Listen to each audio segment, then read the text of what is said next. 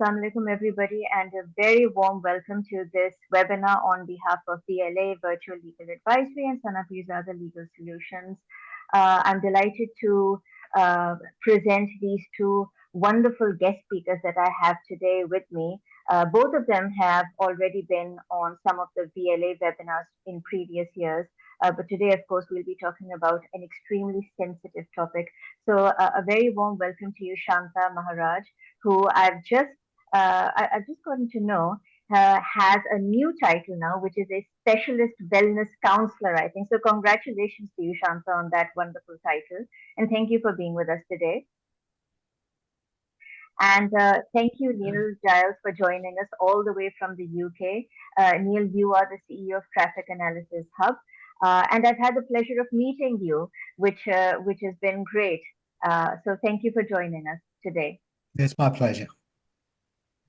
Thank you. Okay, so the 16 days of activism against gender-based violence has now obviously that time frame has now ended, but it was such an important period, and there's a reason why countries, the governments, NGOs, individuals, all sort of commemorate this particular period, and it's because gender-based violence is an issue everywhere in the world, whether it's a Western country or it's a third world country. And I have to say, from my own perspective in Pakistan, a lot of laws have been introduced on different aspects of gender-based violence over the years. We now have helplines, we've got shelters. Many NGOs have been conducting events, especially during this particular phase of the 16 days. The federal ombudsperson on, the Department on Sexual Harassment have also been conducting training sessions. A lot is happening, even within a country like Pakistan. And despite all of these measures that are taking place within and beyond Pakistan, gender-based violence continues to be a problem. So I'm just going to throw some statistics before we officially commence with both of you, Shanta and Neil. And it's very important because this year's theme is that every 10 minutes a woman is killed, and we all must unite to stand against gender-based violence. So the first point, of course, is what I've just said, that every 10 minutes a woman is killed by somebody she knows, according to UN Women, often a partner or a family member. Globally, 1 in 3 women have experienced physical or sexual violence in her lifetime. During conflicts, 70% of women face gender-based violence. In Pakistan, more than 50% of women face domestic violence, but only a fraction report their cases due to cultural stigma. Sexual harassment affects 60% of working women globally. As we all know, the COVID-19 pandemic fueled a 30% surge in domestic violence because women were trapped at home. Honor killings claim the lives of approximately 5,000 women annually worldwide, with South Asia being a significant hotspot. Child marriages rob 12 million girls annually of their childhood, education, and rights. GBV costs nations up to 3.7% of their GDP, making it not only a moral crisis, but also an economic one. And of course, when we talk about ending gender-based violence and we talk about harmonious relationships between the government and NGOs and individuals and organizations, we need to see practically how this can be done. So I'll pause over here with all the statistics that I've shared. And Shanta, I'd actually like to start this conversation with you as a counselor and as somebody who has listened to so many tales of domestic violence and other, gender-based violence. I'd like to ask you, how does gender-based violence affect the mental health and emotional well-being of survivors? And what are some of the common psychological challenges that they face? So, if you look at it, gender-based violence is most definitely going to have an adverse effect, right? It rips you of your respect. And I think it's no secret that I think, Sana, when we go back to when we met, many years ago in my initial relationship, which fortunately ended, I landed up with 2 strokes with brain injury and partial paralysis which I managed to get out of because I had excellent medical support. I had the mindset of getting out of it, and I was an educated girl. Now, that was me, and I'm going to say coming from a privileged background where I had the tools to do it. 90% of the women who land up being abused accept it for one of many reasons: financial security. They will stay in a relationship and be abused as anything. They lack self esteem. They lack solid self esteem. So it gives them an outward confidence. Look at me. Look what I have. Look at the life I'm leading. Meanwhile, at home, they're nothing else but punch bags and they tormented mentally and all that kind of thing. So the damage that it causes to you mentally, and I say this with all due respects, it takes so much of hard work to get your sanity back. I did it. It's not impossible. But what's happened in doing that, you carry that baggage of resistance into any new relationship that you go into. And that too, I had to work through it. So, that I don't persecute somebody else for that. But the damage, the mental damage cannot be healed. You say it's healed. I say it's healed. From a counselor's point of view, I would love to think it's healed. But from someone who has experienced it, it comes back to haunt you. It comes back to haunt you when you're emceeing a wedding and you look at it and you think, oh my God, this couple is not compatible. And I'm here speaking at their wedding. Comes back to you. It's not something you can just throw away. Definitely not. Thanks for sharing that personal experience, Shanta. I mean, I'm sorry about that, but if we have more people like you who actually come forward and speak about personal experiences, I think that would help a vast majority of women who you rightly say are so reluctant to come forward and speak about this. And whilst we're on the subject of survivors, Neil, you being an expert, in the area of anti-human trafficking, would you like to add anything more in this particular context? Yes, I'd love to. For context, I began my journey into counter human trafficking work from a law enforcement background. I spent 37 years in UK law enforcement at various levels, and latterly became deputy director of our national agency. And I bumped into Stop the Traffic at a seminar, who were talking about human trafficking in a way that I did not recognize from a law enforcement perspective. So it was one of those revelatory moments that you sometimes encounter.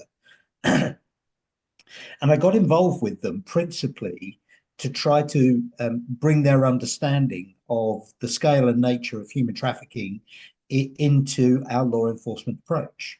And for the first couple of years, that seemed to me to be a way of enabling the justice process to be more effective in terms of identifying and prosecuting wrongdoers.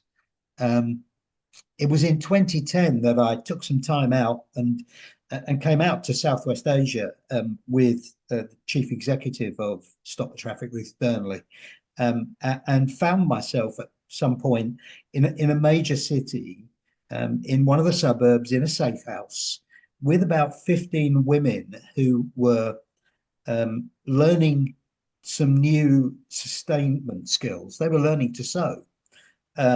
Most of them were in their late 30s. Many of them have been in commercial sexual exploitation since they were young girls, 11, 12 years of age. And they had effectively been discarded by their traffickers after this time because they weren't generating enough income, and found themselves, many of them with children, without any way of living, feeding themselves or their children. And this rehabilitation process was designed to enable them to find a new way forward. The interpreter, because my language skills are dreadful, as are most English people, so I'm sad to say, the interpreter was telling me their stories, how, when, where, why they had been chosen, taken from their home villages, many of them, to the city to be commercially sexually exploited. And as I listened to these stories, I began to realize there was enormous latent potential in these narratives. And so my biggest learning point was there is power in survivor narratives that we need to respond to. It needs to guide our policy thinking and our practice development. Because if we just do it from a process perspective, we will fail. And we have failed and continue to fail. Sana, you went through the statistics earlier. They're extraordinary. And most of them hide behind culture. They hide behind a lack of transparency and inability to talk about these things in society. And I like to think that in the UK, we have a very open debating process, yet there are tens of thousands of people in my country who are in exploitation, who are subject to violence, who are violated. My best guess is that there are probably north of 180,000 people in the UK, and I would suggest about 3/4 of those are women and girls who are in exploitative, violent circumstances, looking at it through my lens of human trafficking. And it's principally there because society doesn't ask enough questions and self-justifies all kinds of activity that is just fundamentally wrong. So I think two major things emerge from that. Women and girls are disproportionately affected by gender-based violence by a significant amount, and that translates into the human trafficking workspace that I've occupied for the last dozen years or so. So that's the first point, and the second key point is narratives, lived experience needs to be the starting point for policy development. The more we can expose this stuff to broader society, the more we can begin change. But whilst it's hidden, it will continue to thrive. Thanks so much for sharing all of that, Neil. I think I'm so happy to actually have you as part of this webinar because for this topic, it was so essential. And Shanta obviously said that it would be great if we had, a male guest speaker, and to listen to this entire area of gender-based violence or human trafficking from the perspective of a man and how you feel that women are being disproportionately affected. It's very important for everybody to be able to understand this. I recently attended a session over here, which was conducted by an NGO, where they were asking what can men do in order to prevent gender-based violence, because the perpetrators are generally men. And of course, a lot of the training sessions that we have worldwide are focused more towards women, teaching them their rights. Well, we already know the rights. Okay, we know about the relevant laws. We know what's right and wrong. But what about those who are the actual perpetrators? What can be done to them, or to change their mindsets? And of course, when we talk about a country like Pakistan, one of the major problems over here is the misogyny and the patriarchy. And then when we're sitting over here and we look at statistics in countries like the United States or the UK with regards to gender based violence, we are horrified and we wonder what exactly is the problem, because there doesn't seem to be that level of misogyny or patriarchy in Western countries as much as there is in our part of the world. And I don't know, Neil, if you just like to shed some light on that, I do appreciate the fact that the UK has already done a lot in terms of human trafficking, in terms of the laws, in terms of NGOs, in terms of putting in place, measures and everything. That the UK Border Agency has done a lot. I know that, and you've been part of the law enforcement. But despite all of this, why is there a problem in terms of human trafficking? Why does this keep going on and on? If you could just briefly just shed some light on that. Of course. I mean, the principal reason that human trafficking thrives is because it's not simply a crime, it's an economic phenomenon. It's about money. Principally, it's about money. Um, uh, and and the profits can be extraordinary. Um, so let me talk about commercial sexual exploitation.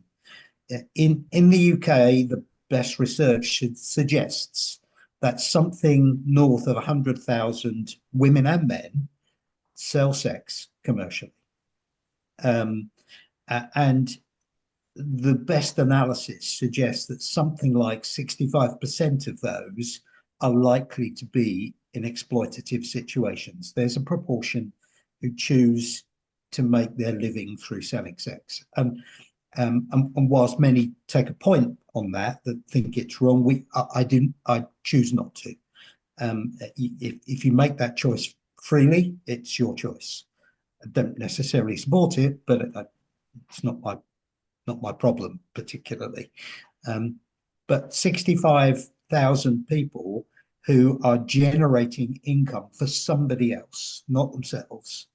And the monthly expectation in terms of revenue, somewhere between 20 and 35,000 pounds sterling a month per person.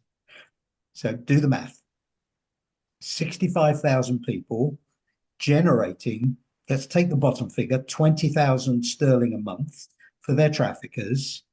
And if we give them a month off, multiply that by 11, it's over 10 billion sterling a year just in my country. It's about money. And quite frankly, no trafficker recruits anybody. And of course, the vast majority of these women and girls. And the more I look at this problem, the more I recognize that there is a significant appetite in the market to buy sex for younger and younger females. So the younger you are, the more value you have for the trafficker. The more money you're going to generate from them in the early years. And it's an enormous equation. No trafficker recruits anybody unless there's a market for them to sell them into. Traffickers recruit where they're strong. If I just go back to those survivor narratives I talked about in the early stages, almost all of those young people have been recruited by somebody very close to their family, a relative, a respected individual in their community. And that's a story that's repeated the world over. The concept of kidnap is such a rarity. This is always there's a great opportunity for your child. My cousin has a business. My cousin has a large house and a very rich husband. There's education. They will make money and send money home to sustain you. And around the world, it doesn't matter whether it's Pakistan or the UK. I heard a university professor on a radio show. I still listen to the radio, sorry. I heard a university professor on a radio show just yesterday say that Britain is a poor country with some rich people. And many people struggle to raise enough money to live their lives effectively. And therefore, when someone comes along with a gold-plated opportunity, they're going to be tempted to take it. And there is huge stigma associated with anybody telling their story about how they were tricked, how they were abused. Enormous stigma, even in what we consider to be an open society. We have to break that down. The more we can make this transparent, the more we can tell a story. And we have to tell stories that are firmly rooted in fact. The more we can tell a story that changes attitudes, that makes it something that it's wrong to do, to buy the services of someone that you're not confident is free to offer them. The more we can generate that in my country and around the world, the stronger we will be against this issue of gender-based violence. I'm uncomfortable with the term simply violence. Violence needs to be seen in a much broader context. It's a violation of someone's person. Thanks, Neil. Thank you for shedding light on the economic aspects as well, which were pretty harrowing, actually. Come to think of it, but that is the harsh reality of human trafficking, as we know. And whilst we're on the subject, and you very beautifully highlighted some of the common themes in terms of the cultures, whether it's the UK or a country like Pakistan, where women are still reluctant to come forward, and there's always some sort of a family member who's pushing them, in this realm. Shanta, I'd like to actually come to you now, and I'd like to ask you that what role does family and the community play in either perpetuating or helping to resolve gender-based violence? Could you just talk a little bit about that? My hair was literally standing on end listening to you, Neil, because so many incidents just came flashing through my mind. And I'm not permitted to mention the country, but bringing in of housemaids, young housemaids from other countries as birthday gifts for their sons when they reach puberty. And the boys will bluntly tell you that they just received the best gift. What's it? Oh, I've got a new housemaid. Wonderful. Your mum must be happy. And then they snigger. And amongst themselves, that isn't the housemaid. She's there to provide all the sexual services, to train him. And hopefully, when he gets married, he's looking at like this virgin male getting married.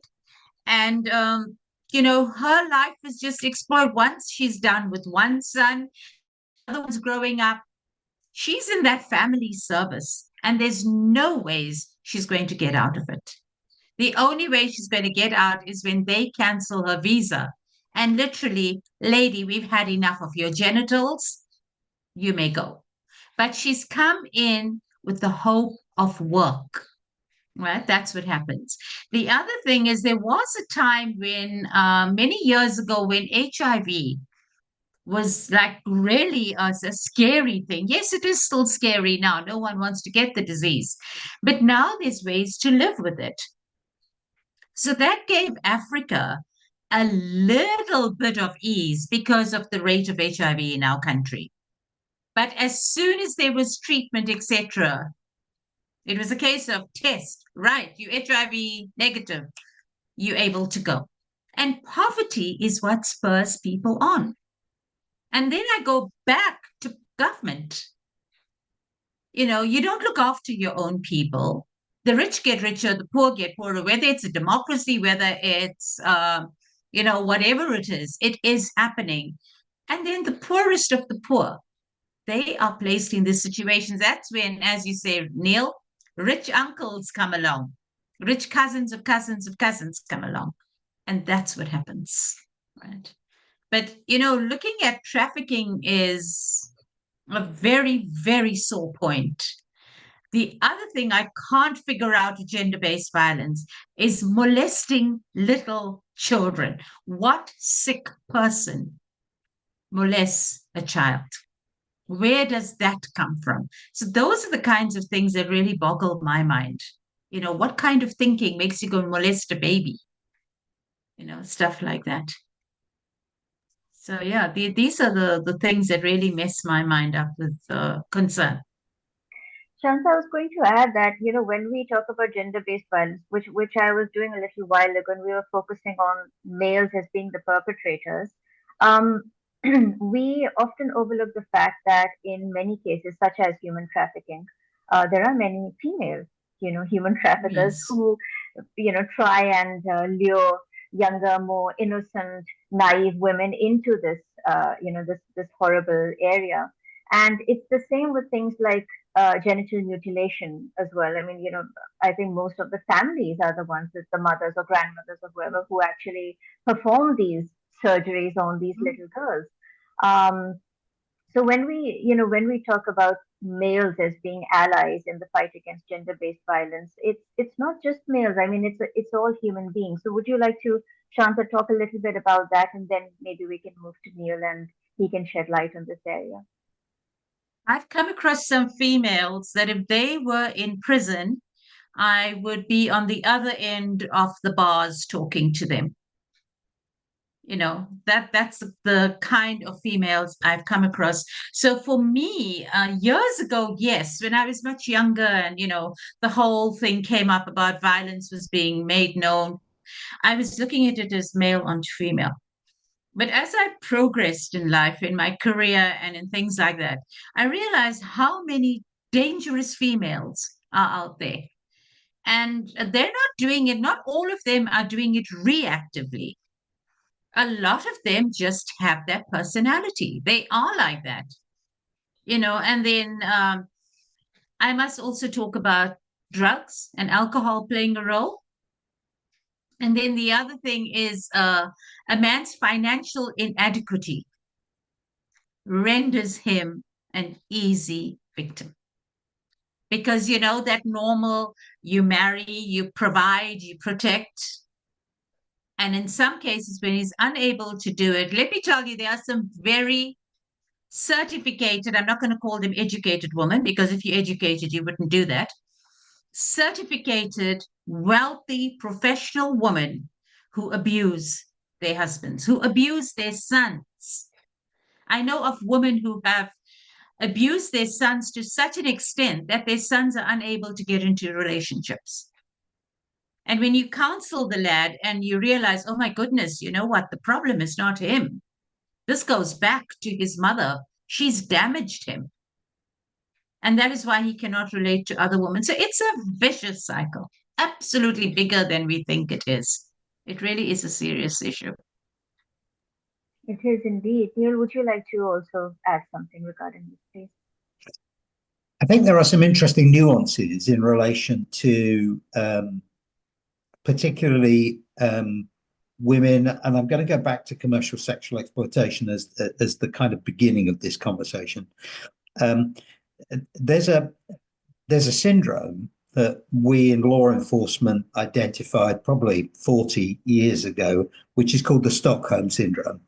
It essentially was identified following a bank robbery in the city of Stockholm, where the story is that the robbers arrived at the bank, took hostages, the police arrived outside. So essentially the bad guys barricaded themselves in. And for a while, there was this hostage negotiation process going on.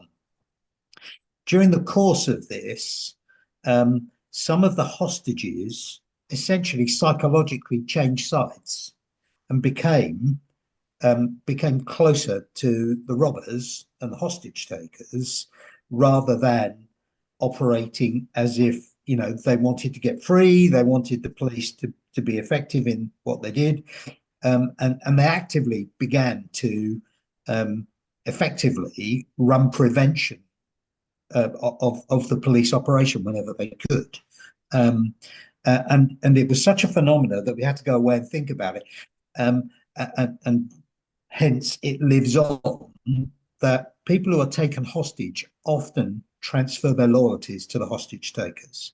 It's happened on tens of thousands of occasions, and it's really quite common, but it's never been documented before. It works like that in abusive situations.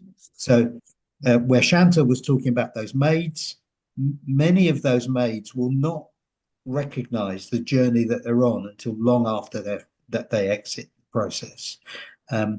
In commercial sexual exploitation, women who sell sex often become abusers themselves. So they begin to, I know of so many occasions where someone who's been trafficked and is in commercial sexual exploitation will call home and encourage their cousin or their sister to come and join them, because this is wonderful. This is a wonderful life. And when they get there, essentially, that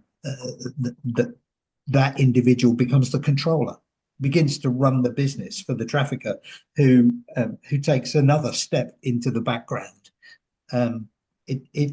It's a psychological defense mechanism, and you see it very commonly in our world. And it's really hard to explain to a jury of peers in a trial. And so the bottom line is that the justice process is not always effective in those terms. They're still just as much victims, but they rarely get credit for this psychological process that has effectively turned them into an abuser. And it, in my law enforcement career, where you see child sexual abuse particularly, but child abuse more widely, that justification process, that, I'm in this relationship, therefore, I need to support what's going on here, and even as horrible as it gets, or more as it gets more horrible, they justify it. So the mother of the child, essentially, who you would think would be the lioness and protect the child, once they've gone past a certain point, find it very difficult to retreat from that, and will be an active participant in the abuse routinely. It's something that I struggled to understand in years gone by, and whilst I certainly don't condone it, I recognise it's a thing. Transparency is still our strongest weapon in this. Again, all amazing points, Neil. You speak of Stockholm syndrome, which is actually so important. And Shanta, this is when I actually thought of you, that when we, and Neil so wonderfully explained the entire cycle of human trafficking and how Stockholm syndrome, works over there with women luring other women, etc. And then, of course, the court not being able to understand that. That's where you come in as a psychologist. And when we look at cases such as domestic violence, where they're being beaten every day, they've got bruised faces, again, it just becomes normal for them because of this situation, of Stockholm syndrome. So, what would you like to say regarding this, Shanta? You know, okay, so they become very secure in this insecurity. That's the way I look at it. It gives this insecurity, emotional insecurity, gives them a lot of financial security and social security. In that, mom says, "Oh, my daughter's overseas working," and now with LGBTQ lifestyle being so acceptable around the world, it's also great to say my son's abroad working, because he can also get into the same trade. It's gone are the days when it's just women, or, defined by gender. But we talk about the security they have. Let's go back to why they needed it. Again, I say the countries do not have enough employment opportunities. People are not educated enough. They're not given adequate education to find jobs. The world economy is going down. So sex has become an easier way to make money. I see poverty. And I suppose, having been on the African continent, being in South Africa, thank God we don't have it that bad as some other countries. And having traveled to some other places, I've seen poverty on the ground. And you begin to look at it more from the grassroots level. Like, why are they allowing this? It puts food on their table. And that's where we come in as therapists, as counselors, trying to offer them a little bit more than the body as a means or the sex organs as a means of making money. But if we don't have support from government, and if NGOs are not getting their funding, we're fighting a losing battle. So that is the biggest problem I'm speaking of from a South African perspective. This is what I am seeing in South Africa, and when I deal with people on the African continent as well, and places like Asia. India looks fantastic with all these very rich people, but they haven't as yet worked on the slum dwellers. And the same with Nepal and places like, I've been to Nepal and I've seen that firsthand, what's going on there. So it's really scary. Yeah, it is, and just from this conversation, something came to mind, and again, I've spoken about misogyny and patriarchy, and again, it's not just the men; it's the women who are very much a part of this. And the same session that I attended on gender-based violence earlier this month.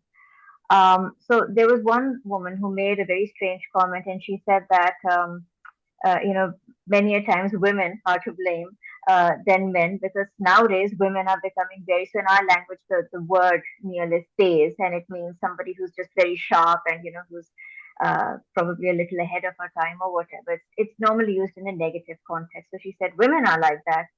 You can't blame men so much. And I thought at that very point that as a woman, if you if this is the sort of mindset that you have, how are you going to deal with women around you? How are you going to sympathize with them? How are you going to understand their problems, and how are you going to blame somebody who's actually done something wrong to them? So yeah, this is again, it's a problem not just with men, it's a problem with women as well. And I think it boils down to cruelty at the end of the day. It's not a man versus woman problem, because I've seen some extremely decent men in my life who've been really compassionate to women, absolute gentlemen. And I've seen some really wonderful maternal women who've just gone out of their way for others, for me as well.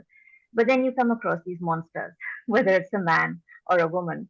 So whilst I talk of this, Neil, because I understand that time is running out, and this is such, it's becoming a very intellectual discussion. I want to ask you, as a man, how do men in positions of power or influence, such as yourself, contribute to creating safer environments and advocating for policies that reduce gender based violence and, in your case, particularly human trafficking? So I think you have to prove that a particular counterweight, a counter narrative, has the ability to change things.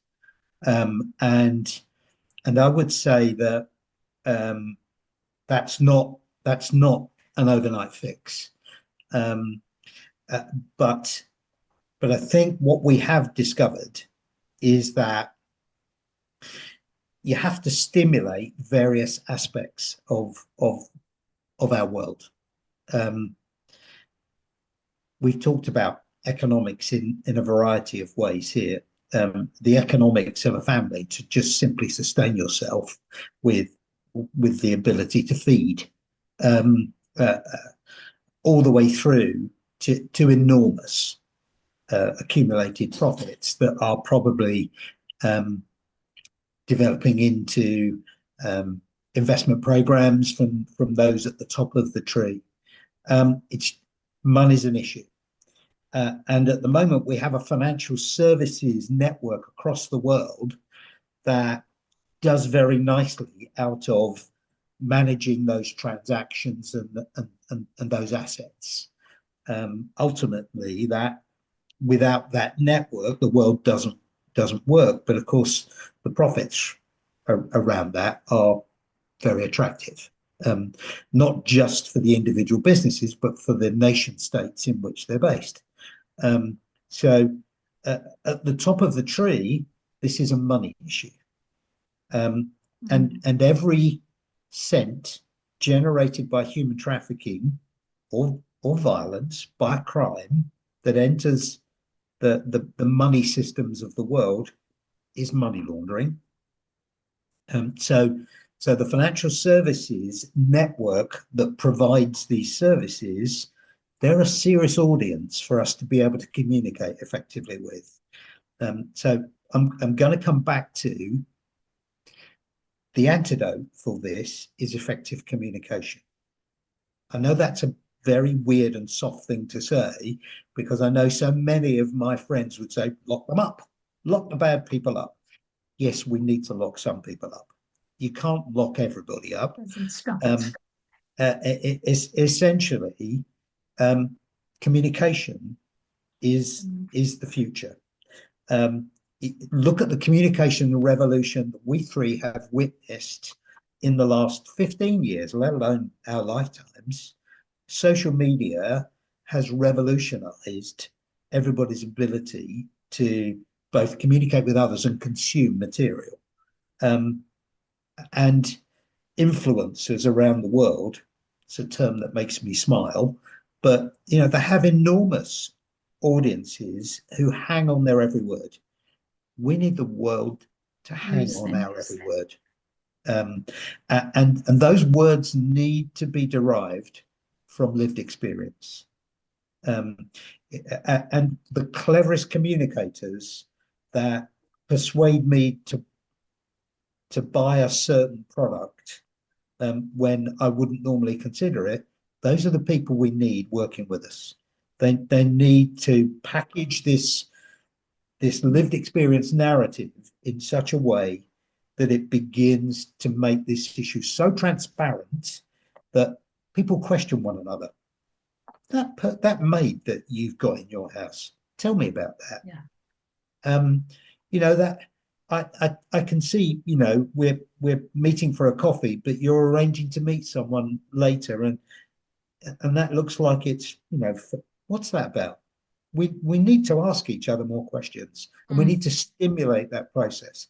If there's a very trite Western mother to child narrative that when you pack the child off to school, the mother says to the child, ask good questions to the child as they go to school. We need to ask good questions.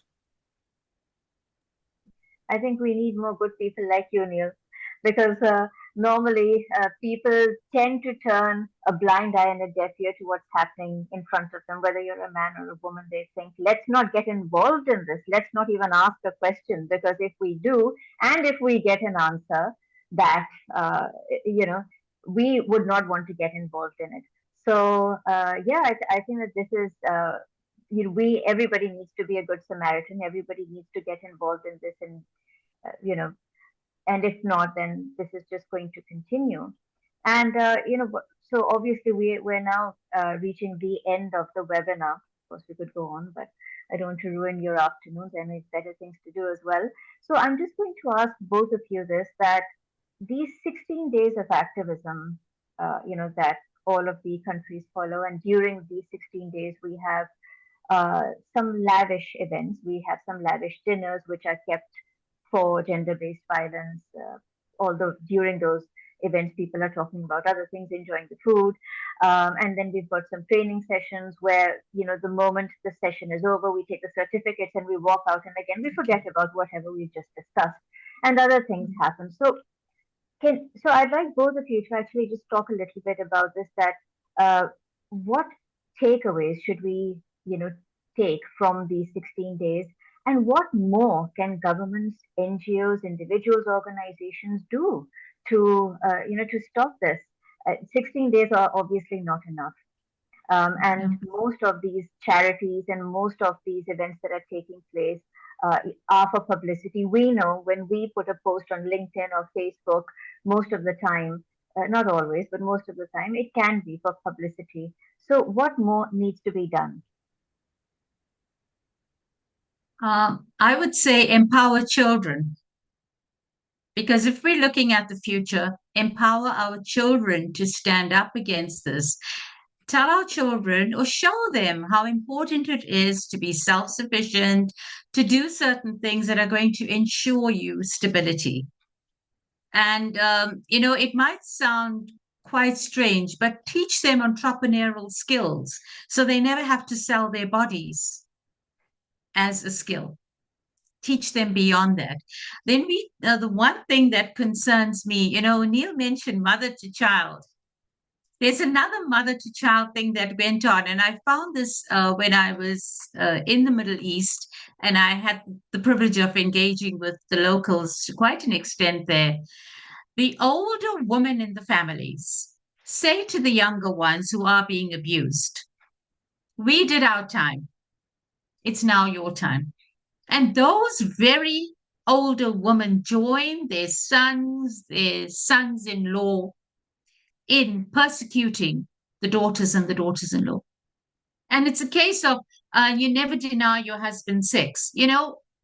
Honestly, if that's what a religion is based on, I'm sorry, that isn't a religion. That is just a baby making thing or whatever it is. So there's a lot that we have to do from the time the little ones are there. And then these older women, we're not going to change them. And I'm pointing to the woman because that's where the problem is with the very old woman, right? Matriarchal households, I'm sorry, I've seen it happen. We can't change their mindsets, but we can make sure that the next generation coming up is not going to be part of that and not going to fall prey to that. We can only hope that the ones we're sending forward are empowered people. It's very difficult now to change these that are, 1 foot sliding in the grave already, but it doesn't stop us from working with what we have. So yeah, that's how I feel about it. I vest some of my hope in technology, because having seen the development of AI and various AI tools, which from many perspectives you imagine are not available to people who don't have much by way of real resource, I think that's a fallacy. I think that going forward, even the poorest in our society will have access to some kind of handheld computer. And AI is going down the road where these assistants that are popping up will begin to guide behavior. I think my message to the world would be the way you currently exploit others, either personally in relationships or via more organized exploitation systems, and the way that you can hide a percentage of your labor workforce isn't paid and just lives in a shed and you give it enough food to survive, that transparency is coming your way and it's going to destroy you if you don't change. And if suddenly Unilever doesn't want to buy your palm oil because you've mistreated your workforce, that for a large business is a huge problem. Because everybody's subject to shareholder value. It's a term I hate. And yeah, I would describe it, there is a very large freight train coming down the track, and unless you get smart and change how you operate, it's going to hit you hard. And it's reputation. Actually, your reputation will be in tatters and irrecoverable. And reputation is everything in today's society. Doesn't matter where you are in the world. So get smart, get in front of it, change now. Don't do it. Thank you so much, Neil, and thank you so much, Shanta. I would actually like to end by saying a little bit about um, so as a lawyer, most of the clients that I have, or most women who approach me, uh, immediately when they know that I deal with family laws, they talk about a divorce and how they're going through a lot in their relationships. And I'd like to end by actually saying what I did previously. Um, Show more compassion, show more chivalry. These are the sort of things that are dying in this day and age.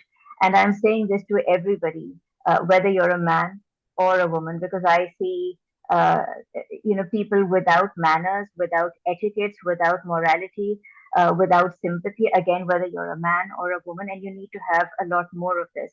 And I'm going to bring this into the marriage context that in a country like Pakistan, where you probably wouldn't imagine how high the divorce rate is now, I'd like to actually leave a message for the men and their mothers in particular. For the men, please try and show more respect. Try and educate yourself, with morality. I mean, there's so much of talk about religion in our culture, but try and practice what you preach. And a note to their mothers as well that try to we are all answerable to one another. We're all answerable to the Almighty, irrespective of whichever religion we belong to. So, you don't really want to create a mess out of your life by doing something wrong or teaching your child something wrong. Because if you do teach your child something wrong, at the end, you will be questioned for it. So, I'm just going to leave the audience, especially in Pakistan, to think about this. So, with that, I'd like to end this very insightful discussion that we've had today. Neil, thank you so much for joining us all the way from a wintry UK. Shanta, thank you so much for joining us all the way from beautiful Cape Town. I've seen your the pictures. You're so lucky to be there. Um, so thank you both once again, and I look forward to to having more webinars with the two of you in future. And for anybody who'd like to reach out to Neil and Shanta, you both are available on LinkedIn. They can always add you and ask any questions. And for more details, you can visit our website, www.vla.com.pk, or you can see the Facebook page. So thank you so much. Thank you. Thank Thank you, you, Sana. Sana. It Bye-bye. was a pleasure. It was great being with you, Neil. I learned so much. Yeah, ditto. Thank you, Shanta. Thank you. And guys, don't go away. I'm just going to stop the recording button, but just don't go away. So a big thank you to the audience for listening to us.